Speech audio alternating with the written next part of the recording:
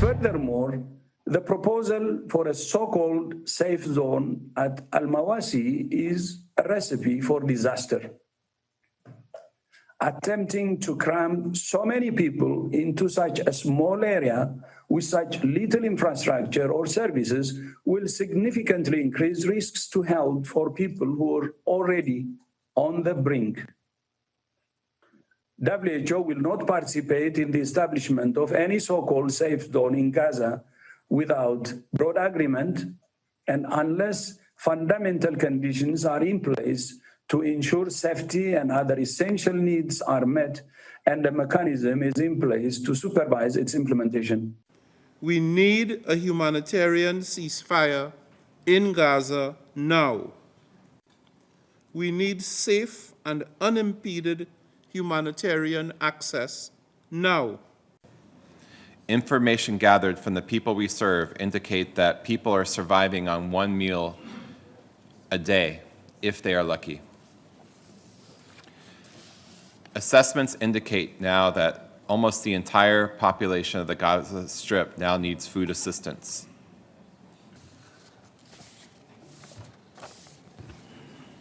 I thank the director of the New York office of the World Food Program.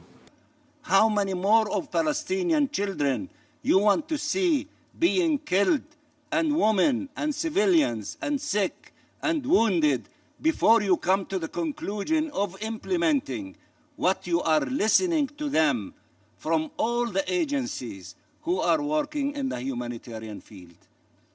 I think that this meeting, the purpose of this meeting, is to move an additional step in the direction of implementing the General Assembly resolution and also implementing the Security Council resolution, and to implement an immediate ceasefire, humanitarian ceasefire. Now, call it what you want to call it, but let us save lives. Let us stop this carnage. Human life is sacred. All of human life is sacred, particularly the children, all the children. Let us act. Let us not keep repeating ourselves. The day is a day of acting. Acting, it means stop this war, and then we can talk about all the other issues. One point has to be clear. Hamas makes extensive use of hospitals, medical institutions, and ambulances for military purposes. Evidence from the past few days clearly validate that Hamas is hiding weapons and military gear inside its hospitals and builds tunnels, endangering the lives of every patient or medical staff.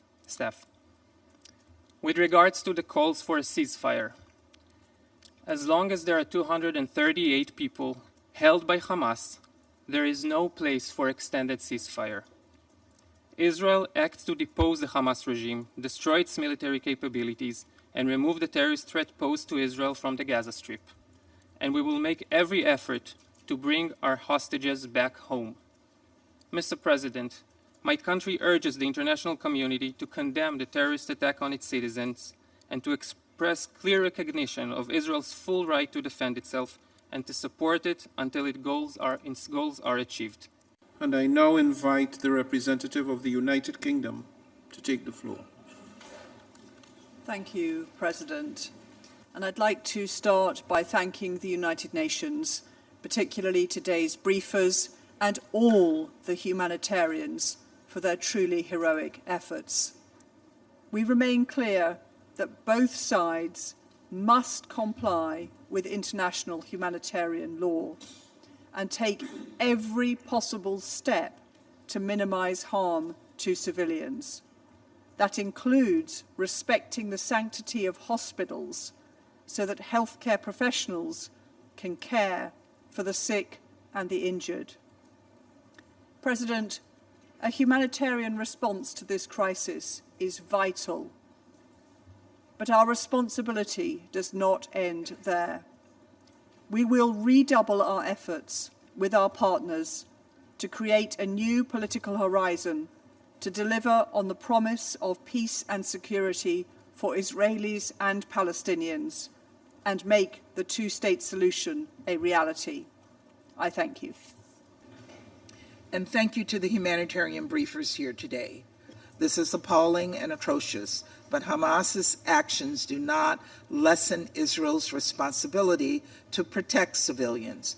In fact, as a democracy, Israel has an added responsibility given the way Hamas operates. The United States has been clear on this, and I will say again, we do not want to see patients, the people who take care of them, are hostages caught in the crossfire. For that reason, we also support improved humanitarian notification and deconfliction procedures.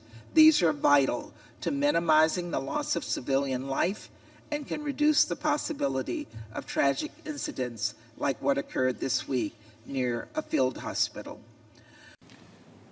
Mr. President, Excellencies, thank you for hosting this session today.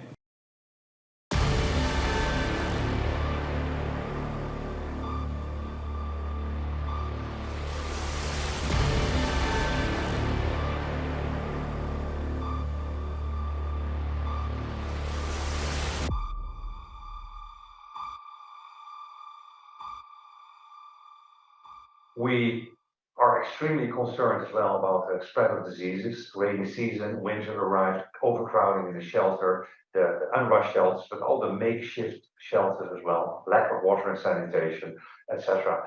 And the Ministry of Health, UNRWA and WHO, recorded already over 70,000 cases of acute respiratory infections, over 44,000 cases of diarrhea. 808 cases of chickenpox and more than 14,200 skin rashes, scabies and lice, and some hepatitis A. That the health system is on its knees. 25 to 36 hospitals are not functioning, and the other ones are, as we know, partly functioning. So there's clearly not enough support, and there's an endless need.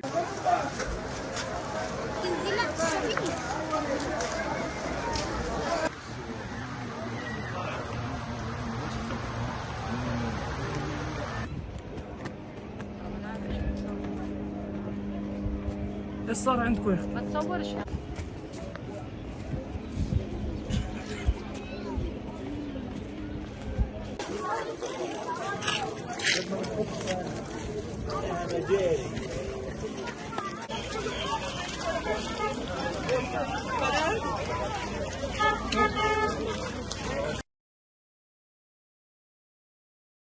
Thanks very much.